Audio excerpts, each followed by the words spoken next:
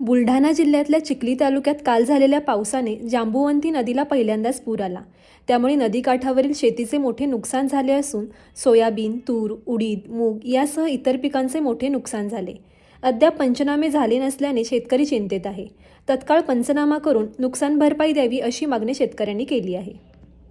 Shallow शिवारामधून वाहलेली Ram नदी यामधून प्रचंड असा पूर जाऊन माती खरडून गेलेली आहे. पूर्ण दगड वावरात येऊन पडलेले आहे. त्यामुळे फार प्रचंड नुकसान झालेलं असं आहे. फडणवीस साहेबांना माझी नम्र विनंती आहे, लवकरात लवकर मदत करून पंचनामे करून आदेश द्यावे. आजपर्यंत इथं एकही अधिकारी इथं पांडेबा किंवा कोणी तलाठी वगैरे इथं आलेला नाहीये. त्यामुळे त्यांना तातडीचे आदेश देऊन इथलची पाहणी करून आम्हाला आर्थिक मदत देण्याचे प्रयत्न करावे. इथं जर गांजा वगैरे पेरला असता तर ताबडतोब प्रशासन इथं हजर झालं असतं आणि त्याची चौकशी केली असती.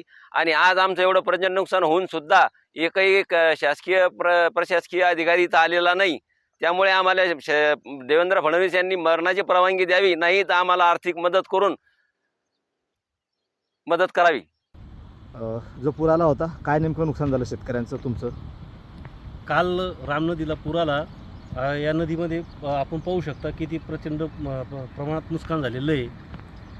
पूर्ण सोयाबीन खरडून गेली आणि रेती येऊन पडली शेतामध्ये.